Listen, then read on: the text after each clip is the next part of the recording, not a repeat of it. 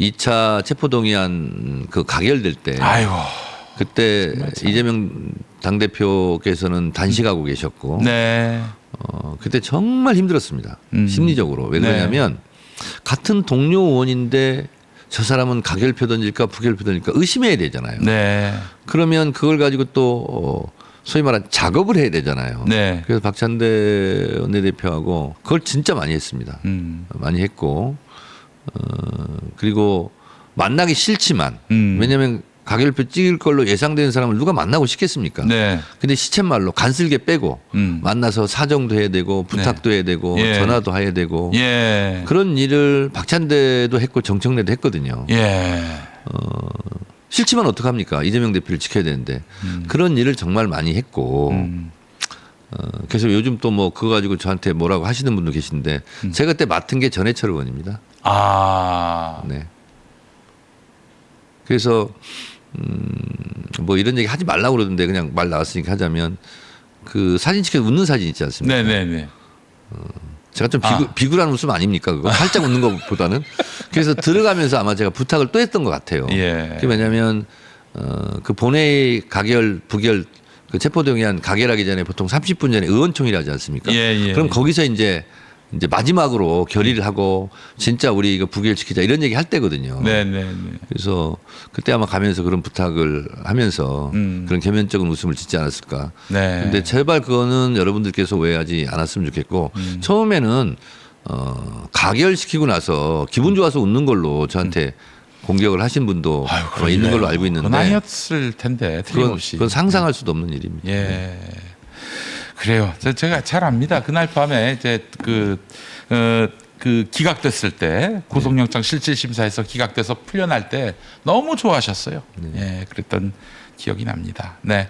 자, 이제 민주당 이 집권 여당이 됐고요. 거대 집권 여당이 네네. 됐고 할 일도 많고 또 굉장히 많은 국민들의 또 기대를 안고 있는 상황이고요. 내년 지방선거의 공천권을 이제 행사하신단 말이죠. 네. 근데 사실 2022년 지방선거에서는 패했습니다. 사실은. 네. 당장 서울시장 그리고 인천시장 경기도지사는 누구로 할 것이며 네. 또 격전지가 될 부산은 또 어떻게 공천할 것이며 머릿속에 그림이 그려지셨습니다. 그 부분에 대해서는 명확합니다. 무조건 이겨야 되고요. 그리고 실제로 지방선거 공천권은 당대표한테 제한돼 있습니다. 이거 개헌군들이 했던 말인데 제한돼 있습니다. 제한돼 있다? 네. 왜 그러냐면 네. 기초단체장은 시도당에서 공천을 하게 돼 있습니다. 네. 그리고 중앙당에서는 광역단체장만 하기로 돼 있거든요. 네.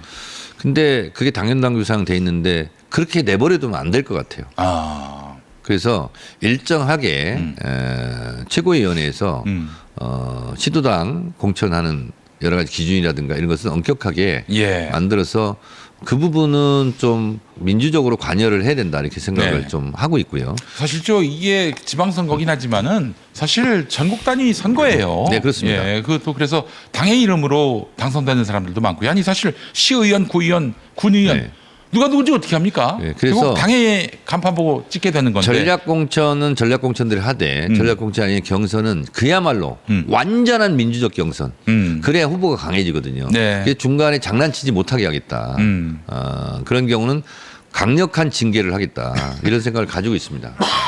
그래서 가장 민주적으로 가장 당원들의 뜻에 따라 네. 가장 국민들의 여론에 따라 후보를 선출하는 과정 또는 안전장치를 만들겠다. 네. 그리고 그건 제가 보관도 있습니다. 그리고 완전 민주적 경선으로만 할 수 없는 예를 들면 영입인재라든가 이런 부분은 전략공천을 또 해야 되지 않습니까? 네. 근데 그때 가서 하지 않겠다. 1년 내내 인재를 발굴하고 영입하겠다. 네. 그리고 가시적으로 이분은 어디에 출마가 할 것이다 하는 것을 좀 가시적으로 보여줄 필요가 있습니다. 그리고 미리미리 준비할 수 있도록 그런 것을 하겠다는 생각입니다. 그 일설에 의하면은 정청래 의원이 서울시장 나가려고 한다 이런 얘기도 있었는데 당대표 쪽으로 선회하신 겁니까? 아니면 애초부터 그런 생각은 없으셨습니까? 그거는 제가 이제 대통령께 직간접적으로 이제 말씀을 드린 사항입니다. 네. 저에게 세 가지 선택지가 있었습니다. 제일 많이 권유했던 것은 행정 경험을 좀 해야 된다. 서울시장. 1년 기다렸다가 1년 동안 준비해서 서울시장 해라. 네. 아니다. 이재명 정부 성공을 위해서는 총선 공천권을 갖고 2년짜리 당대표를 해야 된다. 네. 아니다. 이재명 정부 5년 동안 중에서 1년이 제일 중요하다. 네. 그러니 지금 당대표를 하는 게 좋겠다. 이런 실제로 주변에서 그런 얘기를 많이 했습니다. 네. 셋 다 의미 있고 옳은 길이고 공익적 가치가 있는 길입니다. 네. 그래서 제가 생각을 했습니다. 노무현 대통령의 판단 기준에 따르자.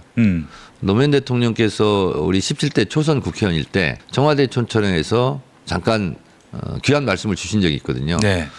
본인이 이렇게 얘기하더라고요. 국회의원들, 정치인들은 항상 옳은 선택을 해야 된다. 그런데 옳은 길이 두 가지 이상인 경우가 있을 수 있다. 근데 경중을 따질 수가 없고 똑같은 공익적 가치와 똑같은 무게감이 있는 옳은 길이 두세 개가 있을 수 있다. 네. 그럴 때는 어디를 선택하지 판단하기가 어려울 때가 있다. 그런 때 나는 이렇게 판단했다. 이러면서 네. 노무현 대통령이 해주신 얘기가 있어요. 네.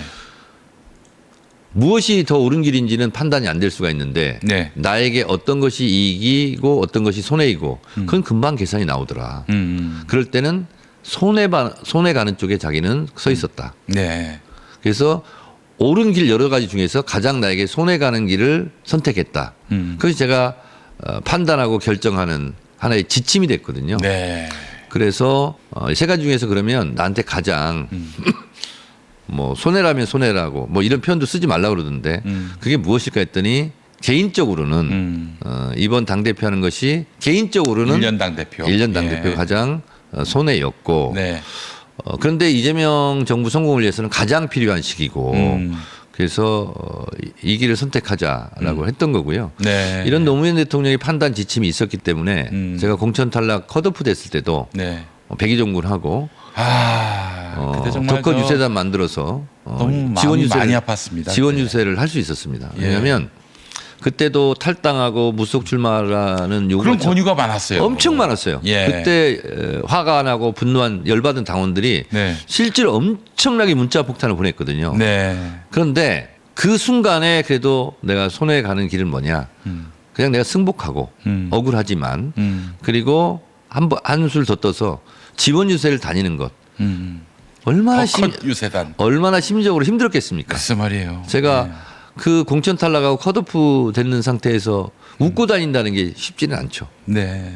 그리고 그 컷오프 된 사람 많은 사람들 조직화해가지고 덕헌 유세는 다녔는데 아마 노무현 대통령의 그런 지침이 있었기 때문에 그런 것 같고요. 네. 그리고 당대표 얘기는 2016년도 공천 탈락한 이후에 실제로 당원들이 요구를 많이 했습니다.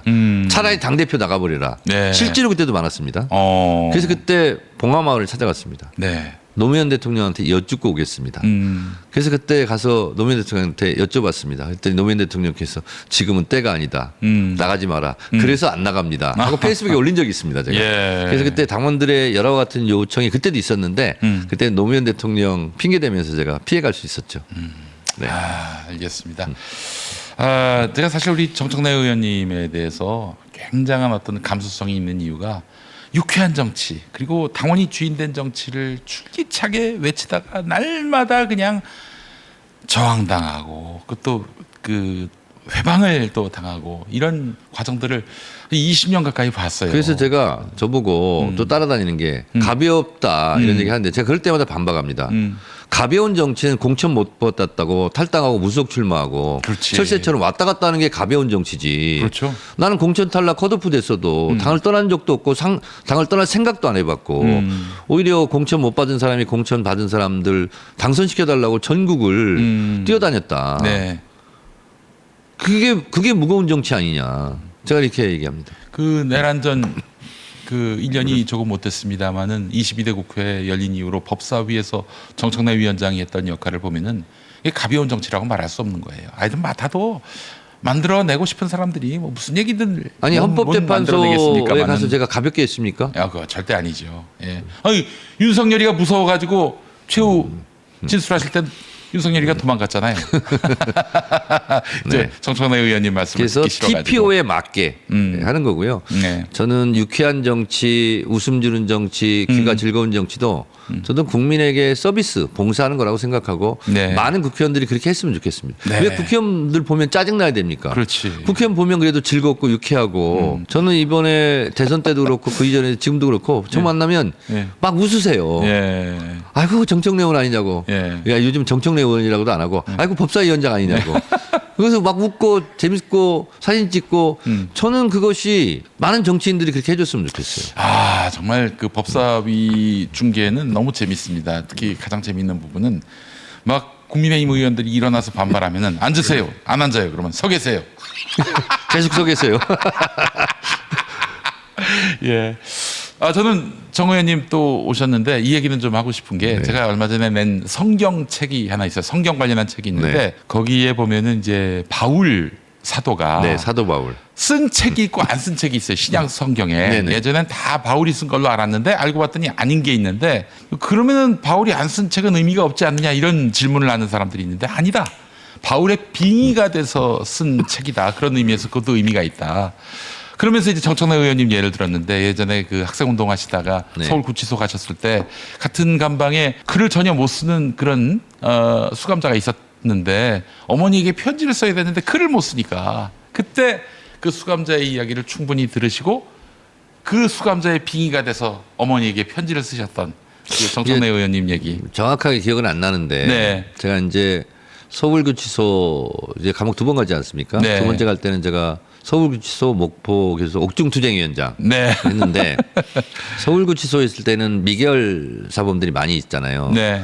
근데 돈이 없어가지고 변호사를 못 사서 국선 변호사 네. 근데 변론 잘 안 해주거든요. 예. 그래서 그때는 그때 그래요. 항소 네. 이호서 탄원서 정말 많이 써줬고요. 아. 그래서 지금도 기억나는 분인데 만주 변호사셨구나. 무기징역 받았는데 제 예. 항소 이호서 탄원서로 네. 15년 감형돼가지고 어이구야. 그래서 재판장에 갔다 와 15년 감형되고 나서 제 앞에 무릎을 꿇고 제가 25살이었고 그분이 50살이었어요. 내 나이 2배가 되는 분인데 네. 하여튼 이름도 기억납니다. 마 아무개 씨인데 네. 그렇게 많이 울고 무릎 꿇고 저한테 고맙다고 했던 기억도 나고요. 그래서 상소에 탄원서 많이 썼고요.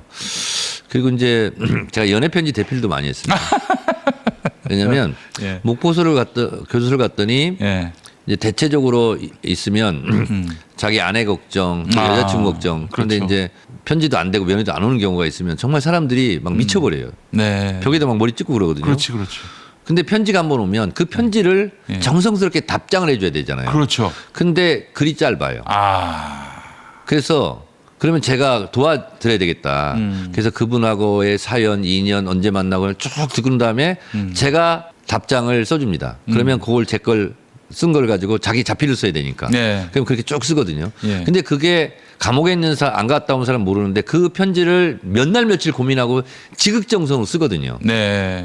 그래서 제가 그 연애 편지는 대필을 네. 2, 30명 한 것 같습니다. 그래서 2, 30명의 간접 경험, 간접 인생사를 제가 네. 들여다볼 수 있었고, 그게 제가 어린 나이였지만 그게 제가 인생을 사는데도 굉장히 많이 도움이 됐고, 네. 그 중에 한 분이 기억이 나는데 징역을 오래 받았어요. 7년인지 뭐 9년인지 받았는데 딸한테 편지가 왔습니다. 이렇게 연필로 침 네. 묻혀가지고 쓴 건데 네. 엄마가 집에 안 들어와요. 아이고야. 밥을 못 먹어요. 아이고. 이런 게 오니까 얼마나 미쳐버리겠습니까? 예. 그래서 그걸 가지고 온 이 아무개 씨가 있는데 네. 그 편지를 보여주면서 그렇게 울어요 저한테. 네. 어떻게 하냐고 우리 딸. 예. 제가 초등학교 3학년인가 2학년 이렇게 됐는데 10살 정도 됐으니까 그래서 편지를 어떻게 쓰냐는 거예요 얘한테. 그래서 제가 편지를 이렇게 쓰자고 그러면서 쭉 풀어오니까 버스를 몇 번 타고 가면 네. 할머니 댁이 있더라고요. 네. 그래서 할머니 댁으로 빨리 가라. 예. 근데 이제 생각해 보면 그 편지가 오면 2, 3일 걸렸을 거고 네. 편지가 2, 3일 걸렸는데 그게 너무 걱정되는 거예요. 그러니까 그 사이에 또 그 아이가. 감옥 안에 있는 아버지가 예. 그렇게 울어요. 예. 자기 때문에 딸이 이렇게 됐다고. 예. 뭐 그런 사연도 있고 또 뭐 징역을 몇 년씩 받고 오면 여자친구 그렇지. 좀 불안하지 않습니까? 네. 그러면 편지가 오면 답장을 쓰잖아요. 네. 그럼 또 답장이 오잖아요. 예. 근데 그 답장에 사인펜을 썼는지 눈물 흘리며 썼는지 글씨를 알아볼 수 없을 정도로 예. 막 번져 있는 그런 편지. 네. 그럼 둘이 이제 이게 과연 무슨 글씨인지 해독도 하고. 해독도 하고 볼펜으로 쓰면 눈물이 예. 떨어져도 네. 그냥 남아 있는데 예. 사인펜으로 쓴 건 눈물 흘리면 그게 번져가지고 예. 무슨 글자인지 그럼 거꾸로 뒤집어가지고 이렇게 막 햇빛에 비추면서 예, 예, 예. 이렇게 눌러진 게 있잖아요. 예. 그걸 가지고 판독하고 예. 아 이건 이런 글씨다 이렇게 하면서 했던 거 그리고 또 뭐 고등학교 선생님인가 한 분도 들어왔는데 그분은 수학 정석을 항상 갖고 다니면서 정석 문제를 풀어요. 아, 감옥에서도. 네. 수학 선생님이었대요. 네. 근데 뭐 다른 경제사범인가 뭘로 들어왔는데 네. 자기가 나가면 다시 학교 선생님으로 수학 선생님을 해야 되는데 할 수 있을지 모르겠다. 그런데 수학 이거 푸는 걸 잊어버리면 안 되잖아요. 아, 그렇지. 그래서 계속 수학 정석 가지고 수학 네. 문제 풀고 있고 그런 분들의 사연도 있고. 아이고야. 저는 그래서 정청래의 정치를 이렇게 표현합니다. 사람의 이름으로 하는 정치다. 사람의 정치다. 이렇게 말이죠. 네. 그리고 이제 실제로 이제 시국사범 중에 하나가 여자친구가 면회를 오다가 면회가 끊어지고 편지가 네. 끊어지고 예. 그럼 너무너무 괴로워합니다. 네. 근데 그걸 교도관들이 또 빈틈을 파고들어요. 그러면서 반성문 쓰라고. 그럼 편한 데 옮겨주겠다고. 예. 그럼 보통 저희가 독방에 있으면 1.04평이거든요. 네. 좀 넓은 방으로 옮겨줍니다. 네. 근데 너무너무 마음이 아파요. 왜냐하면 그래야 이제 내가 계도를 시켰다. 그렇죠. 이런 실적이 심리적으로 되니까. 이제 무너뜨리는 거거든요. 예.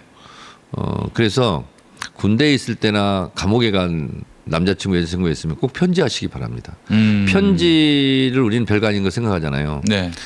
편지가 올 날을 면회가 올 날을 며칠 전부터 양치하면서 기다립니다. 아, 오늘 혹시 올 수 있으니까. 네, 면회 올 수 있으니까 혹시 입냄새 사람 어떡하지? 예. 계속 양치질합니다. 입냄새가 나봐야 가로막혀가지고 전달도 안 될 그래도 텐데. 최선을 다하고 예. 지극정성을 하고 예. 그렇게 또 샤워를 많이 합니다. 깨끗한 몸으로 만나겠다고. 하여튼 그런 그래서 저는 감옥에 있은 2년 있으면서 정말 인생 공부를 정말 많이 했고 그리고 가장 밑바닥 어려운 형편에 있는 사람들이지 않습니까? 네. 그래서 항소유서 탄원서 또 연애편지 대필 이런 걸 많이 써줬는데 지금도 생각이 많이 납니다. 예. 사람의 이름으로 하는 정치, 정청래의 정치입니다. 자, 이제 마지막 네. 질문입니다. 우리 민주당 대표가 될 테니 도와주시라. 이런 호소의 말씀. 예, 마지막으로 해주신다면. 제가 후배 정치인들 교육 담당도 많이 했고 정청래 스쿨에서 의정 활동을 이렇게 해라. 제가 이제 강의도 많이 했고 21대 22대 그런 얘기 많이 했습니다. 네. 그런데 그 우리 후배 국회의원들에게 했던 말이 있습니다. 네. 국회의원 정도까지는 국회의원 사이즈는 본인의 노력, 정치적 열망에 의해서 도달이 가능한 목표 지점이다. 근데 국회의원 사이즈를 벗어난 뭐 당대표라든가 최고위원이라든가 아니면 서울시장이라든가 그 이상은 나의 준비와 열망대로 되지 않는다. 네. 그것은 시대적 부름이 있어야 되고 네. 민심의 요청이 있어야 된다. 그리고 그것을 시대적 운이라고도 하고 네. 그리고 시대 정신이라고도 한다.